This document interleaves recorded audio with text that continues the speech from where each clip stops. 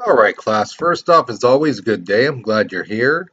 So, today we are going to be looking at the beginning part of our country, Washington's administration, who was in it, the problems that occurred, and more importantly, the Bill of Rights. If you remember from the last video, the last lesson we had in class, we're talking about how several key people made promises to states that we would add a Bill of Rights, and they had to keep their word, right? So we're going to be talking about that today.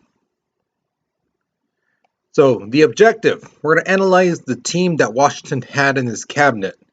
We're going to examine Alexander Hamilton's plan to get rid of the national debt, and we're going to create an argument on why the Ninth and 10th Amendment are vague. Now, again, hopefully you remember what the term vague means, but if you don't, think of it like this. If you've ever gone out to a party or something like that, and your parents told you, what time are you coming home? And you said later. That's being vague because you're not saying exactly when. You're not giving even a timetable. You're just saying later. It could be that night. It could be the next morning. It could be later on down the week. You're not being specific. That's what vague means. Okay, so let's go ahead and start this lesson.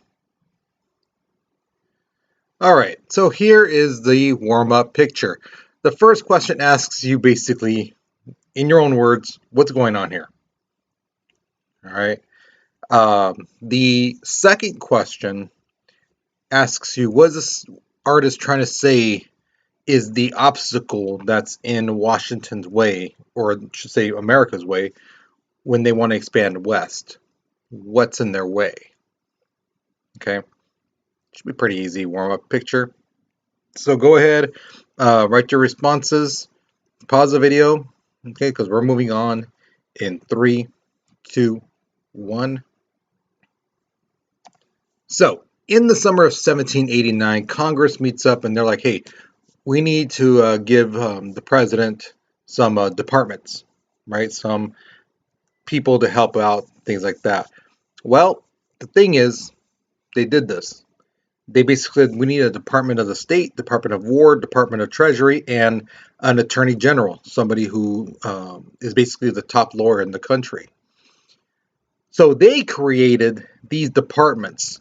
The president did not create them, okay?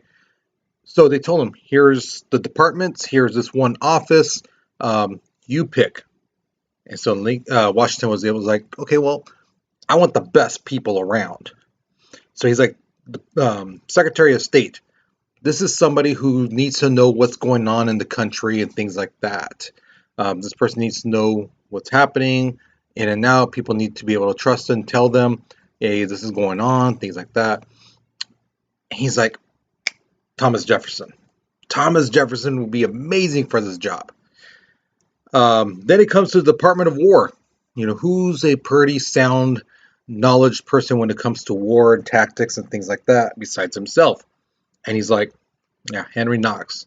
Yeah, that dude's pretty good. Then it gets to Department of Treasury. Money, financial. Who's the financial guru? Oh, dude, quick, fast, in a hurry. Alexander Hamilton. The guy's a financial genius. He knows about money and interest rates and math and things like that. The guy is very smart. So, bam, put him Secretary of Treasury. Now, who knows the laws and things like that? Who's pretty good? Edmund Randolph. That's the guy who should be the country's lawyer, the top lawyer. Now, Congress organized the Supreme Court, and they're like, well, who do we name as the Chief Justice? Who should be the top judge in our country? And a lot of people are like, John Jay is actually pretty good. He's pretty smart. He knows the law and things like that. So it was like, okay, John Jay then. He's our first Chief Justice of the Supreme Court. So this group is honestly like the all-star group. These guys are like the best of the best. Especially at that time, they were the best. They really were. So Washington was able to get a cabinet of the best minds at that time. These guys knew the Constitution, because they helped write it. They knew about the Constitutional Convention because they were there. So there you go. All right. So the next important thing that came up during this time was the amendments, the Bill of Rights. Now remember again, Madison, Washington, Hamilton, these guys promised states, Massachusetts, New Hampshire, New York, Virginia, they promised them, if you ratify the Constitution, we will add a Bill of Rights. The Bill of Rights is going to say what people's rights are as citizens in this country. And like I said, back then, your word meant everything. So it was imperative that they get this done. So they did. Okay. The first 10 rights we have, the first 10 amendments, are the Bill of Rights. Now, the first 8 talk about your rights as a citizen. What are your rights? What can you do? What can the government not do? Things like that. Okay. The Ninth Amendment basically says that people have other rights that are not written down. So it's kind of like, just because we didn't think of it right now doesn't mean you don't have that right later on. You know, so that's why the Ninth Amendment and 10th Amendment, I call them TARP amendments. Just they're very vague. They cover a lot of area, because that's what it was for. They knew they weren't gonna think of everything. They knew that there's gonna be a time when something would be coming up saying, well, do people have that right or don't they? They made sure to say that, yeah, just because we didn't say it doesn't mean people don't have the right to it. The 10th Amendment says any power not specifically saying the federal government has, then it belongs to the states. Okay? A great example of this is like getting a driver's license. You take a driver's test that's issued by the state. When you go out of this state, right? You get your license from California, you go off to Texas. They cannot pull you over and say, "Oh yeah, your license, you can't drive here because this license is not Texas license." They can't do that because the state of California says you are proficient enough, you're knowledgeable enough to drive, and they basically verify that for you. Another state cannot deny you that. Say, you don't have our, driver's license. Well, because you're not from there. Now, if you move to that state, then yes, you would have to get the driver's license from there.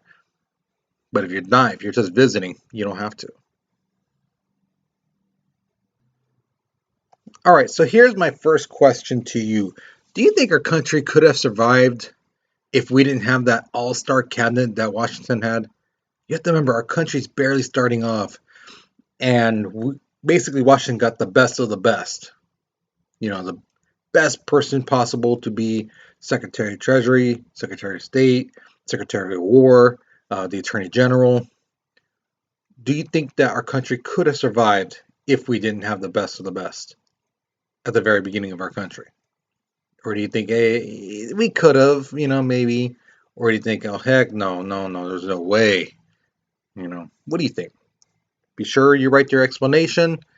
Pause the video because we're moving on in 3, 2, 1. All right, so this next part, it might take some time because I'm not going to go in depth on them. I'm just going to read over them and try to make sense of it for you if you don't understand. Okay, these are the first 10 amendments. These are the Bill of Rights. This is the original text. Okay, I want you to be very clear on that. First one says, I'm sorry. On your worksheet, it does say on there to put this into your own words. Do not write this word for word because you're not going to have enough space. Okay, so put it in your own words.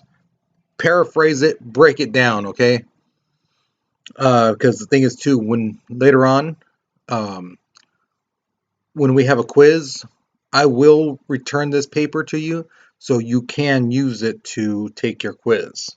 Okay, so I might ask like, what's the Fifth Amendment?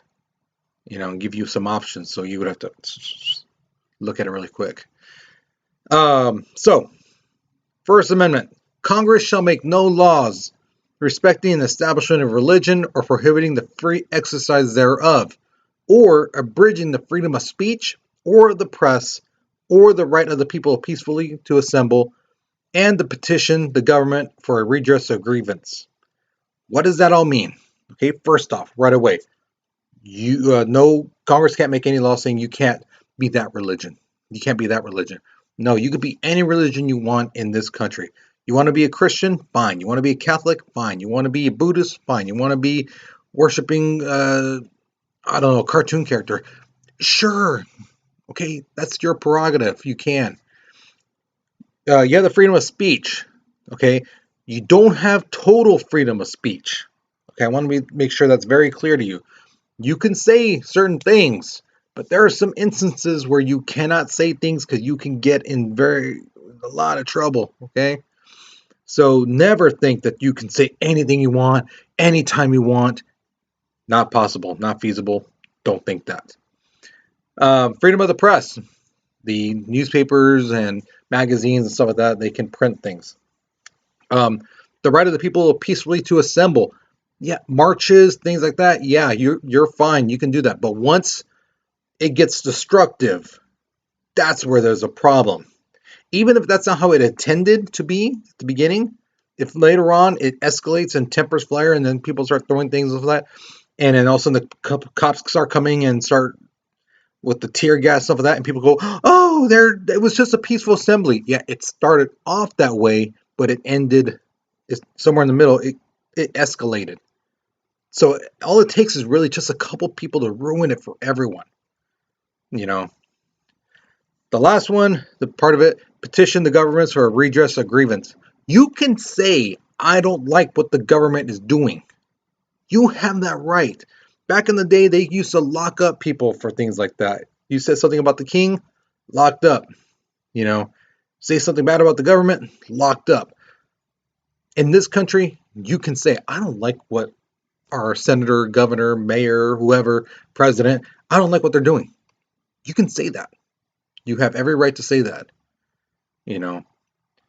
But if you say something like that and it comes with a threat or it's a threatening manner, then yeah, that's where it can get pretty bad.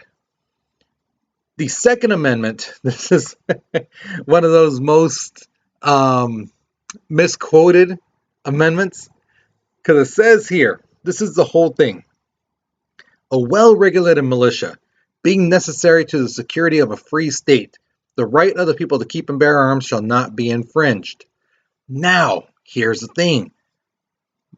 Some people I know who are good friends of mine who are gun nuts, they always like to use that middle part. The right of the people to keep and bear arms. Yeah, keep and bear arms. Heck yeah. I always tell them, well, what's the first part? What's the first part of it, of that amendment? Oh, it don't matter. We have the right to keep and bear arms. What's the first part? They won't answer it because they know what it means. Okay, originally our country was formed because we didn't have really an army. We did some, kind of an army, but nothing too big. It was up to the people, the citizens, that if, hey, something happened, you have a right to, protect your state. Okay. Nowadays, we have a massive military, Army, Navy, Marines, Air Force, stuff like that. These guys they're the best. They're trained very well. So we don't need the security to secure a free state. They got that covered. But some people take that as I can just have a bazooka. From what? What are you doing with that bazooka? So that's the thing. Some people take it as just that one section, but they don't read the whole thing. Again, we need to read the whole thing. And to the other side, those people who say, oh, if we get rid of guns, everything will be hunky-dory and perfect. No, it won't. Guns are not the sole source of evil in this country. So both ends truly are wrong. One side won't read it. The other side thinks that these tools, these weapons are the thing that all evil is surrounded by. No, it's not. Okay. The third one, this one doesn't really make sense anymore because we don't see it, but back in the day, it used to be a problem. It says, no soldier shall in the time of peace be quartered in any house without the consent of the owner, nor in time of war, but in a manner to be prescribed by law. In a nutshell, soldiers can't stay in your house without your permission. That's what it means. I don't know about you, but I haven't had a soldier just knock on my door saying, hey, can I stay here for a minute? Never had it. Never been done. Okay, again, it's one of those things that doesn't really apply nowadays, so people tend to forget it. The next one, the right of the people to be secured in their persons, house, papers, and effects against unreasonable search and seizures shall not be violated, and no warrant shall issue but upon probable cause, supported by oath or affirmation, and particularly describe the place to be searched and the persons or things to be seized. Okay, this one is really big when it comes to cops. They cannot search your home without a warrant. Okay, they can't take anything without a warrant. And the way they get this warrant, it has to be by probable cause. They have to have reason, pretty good reason to come into your home. And that reason has to be heard and signed off by a judge.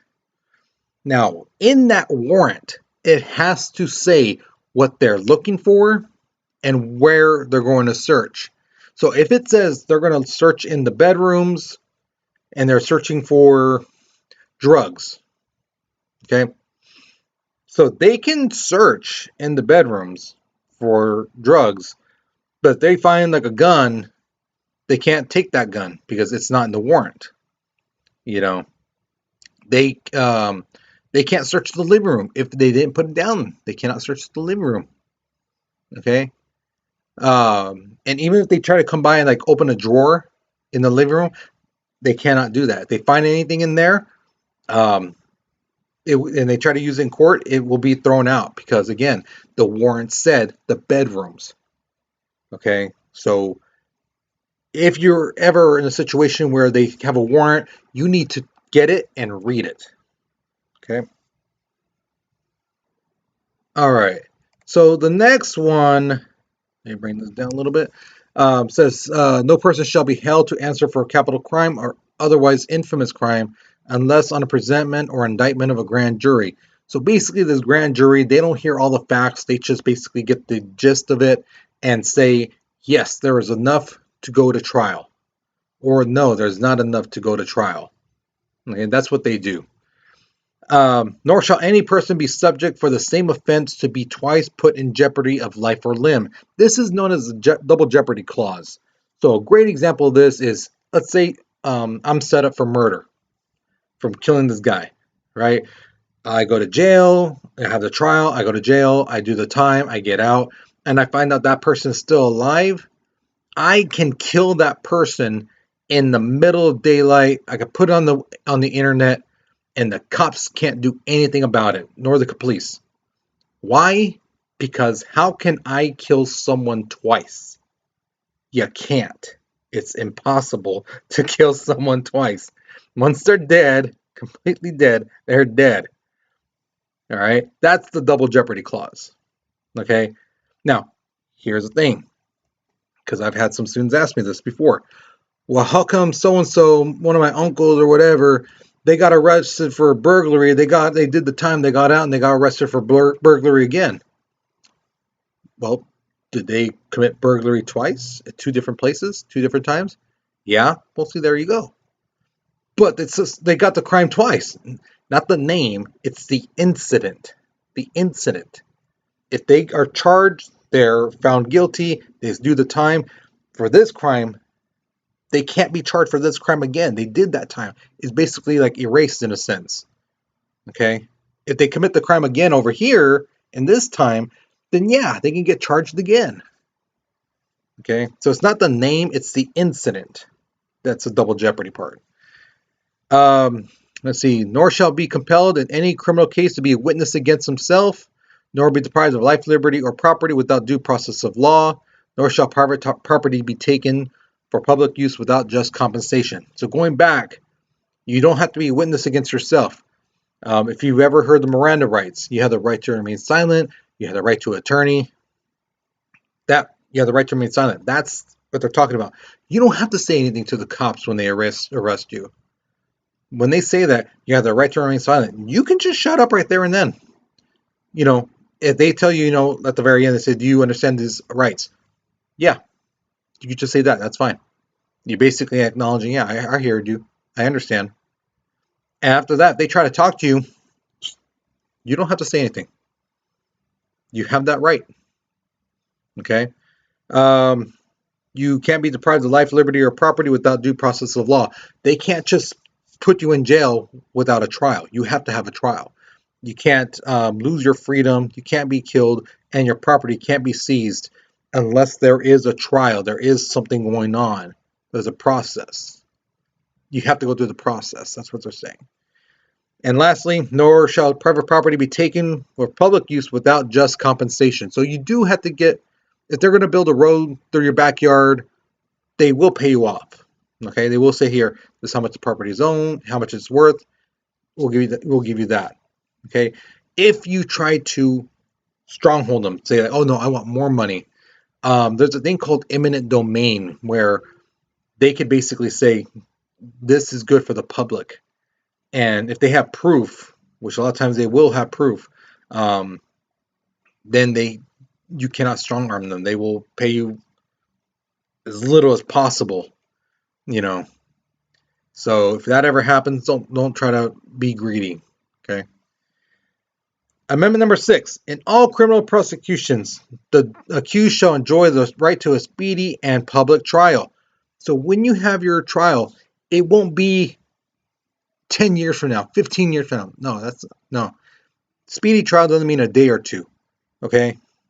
It's basically because back in the day, when people got locked up, they would keep them in jail for a really long time to the point where the witnesses either died, they moved away, or they forgot what they saw. They couldn't be clear anymore. So that's why they did that kind of stuff. And your trial is public. People will be able to see if you had a fair trial. And your trial will be by impartial jury of the state and district from when the crime has occurred. So whatever state the incident may happen, if you're accused of something, the crime or the trial will happen in that county. The people will be a jury like you, of your peers, and they will hear you and judge you. You'll be informed of the nature of your crime and cause of accusation, so they'll tell you you're being charged for murder, burglary, whatever. And you'll be able to confront the witnesses against you. So if someone says, I saw this guy commit this murder, when you have your trial, you will be able to see who accused you of stuff. Okay, you'll be able to see them, and you will have your right to call witnesses who say, "Hey, no, he's a good guy," things like that. Witnesses in your favor, and at the very bottom one, the last one, to have assistance of counsel. You will have a chance to get a lawyer. If you can't afford one, they'll get a public defender to help you out. Okay. All right, so the Seventh Amendment says, in suits at common law where the value of controversy shall exceed $20, the right of a trial by jury shall be preserved, and no fact tried by a jury shall otherwise be re-examined in any court in the United States than according to the rules of common law. So you will have a trial by your juries of people of your peers. Once a verdict is done, that's it. Okay. Now, if new evidence is presented saying, hey, this guy didn't do it, then you can have a new trial. You will have a new trial. Or let's say one of the jury members knew the lawyer on the other side. That could get you a new trial because that's a mistrial. They could be, hey, gone in cahoots and been like, hey, yeah, you tell everyone he's guilty. Hey, you would help me out. See, and you would get a new trial. But just because, I didn't like the outcome, they found me guilty, I want a new trial, it's not going to work. Number 8, excessive bail shall not be required nor excessive fines imposed. Your bail will not be, too extremely high, nor your fines, So if you, let's say you, I don't know, some small minor crime, your bail will not be $400 million. That's like ridiculous. There's no way you could pay that. Or your fines. Let's say you jaywalk, maybe $150 fine. They will not fine you $700,000. That's like really outrageous. Nor cruel and unusual punishment. So if you do get to trial, you're found guilty, you go to jail, they're not going to be pulling your fingernails out of your toes and things like that, or shocking you with the electric pads and things like that. No, they're not going to do that stuff. All right. Now, like I said, the Ninth Amendment is a TARP amendment. All right. And it says that basically anything that's not, because it's not mentioned, doesn't mean you can't get it as a citizen. Okay. The 10th Amendment basically says that any powers that's not said to be for the federal government is given to the states. The states will then say, okay, these are ours. We will distribute this, or we feel just. Okay. So again, like I said, with the driver's license, things like that, that's a state right, not a federal right. All right, so I hope you took some good notes. If you didn't, you can always go back and again put it in your own words. Right, but your next question asks you, of those 10 amendments, which 2 do you feel are the most important? Okay, so you say the most important amendment to me is, and you could just put number 1, number 3, number 4, whatever. Okay, and don't forget the because. The justification is important. All right, so go ahead and write your responses, but pause the video because we're moving on in 3, 2, 1. Now came one of the bigger problems, our nation's debt. It was big. Now, Alexander Hamilton, which is right there in that picture, he had a plan to pay off all the debts. What he basically said was he wanted the federal government to take on all the debt by the states. Now, this sounds like a really good deal, right? Can imagine if like you owe $500 and all of a sudden I say, hey, don't worry about it. I'll take care of it. You'd be like, okay, pay my debt. Thank you. Right? He tells them, because remember, every state has their own dollar. He tells them, we'll take your debt, but you're going to have to accept the country's dollar, not the Massachusetts or Connecticut or whatever dollar. No, you're going to have to accept the United States dollar. And a lot of these states were like, yeah, sure, that's cool. Because remember, if you had a Connecticut dollar, you really couldn't spend it in New York or South Carolina, okay? Because that money is only for that state. What he planned to do was create a national bank, right? This national bank would then take that debt, right? Pay off that debt and then start building credit for our country. Now, credit line is a great thing for our country. Even personally, you need good credit, okay? And he knew this. He knew we're starting off. No one's really going to give us money. But if we start off owing people and we start paying it off, they're going to be like, okay, hey, they're paying us off. If they need to borrow money, we'll lend them some money. Here's the problem. Some states, they didn't really have much debt, So like places like Virginia, they really didn't have much debt. So people like Thomas Jefferson, James Madison, they were like, you know what? No. See, we don't even need that help from the government. You don't have to take our debt because it's so small. We'll take care of it. But we don't want the responsibility of these other states. And on top of that, if the government has its own bank, that means that they can not only, pay off money, they can collect money. And when you get money, that means you're going to get powerful. And you become powerful, That's not good for a government. Okay, so they don't like the idea, and also they try to say the having a national bank, it doesn't go in with the what the Constitution says. But Hamilton's like, okay, Article 1, Section 8 of the Constitution does say that we could do this. It's kind of a gray matter, but it still works. Article 1, Section 8 says in there that the government has the power to make all laws which shall be necessary and proper. In other words, he's saying we need this because we need to have a unified dollar, and on top of that, we need to pay off the debts. Okay? Not only that, this bank will help our country collect taxes, which the Articles of Confederation, you guys remember that from the previous lessons?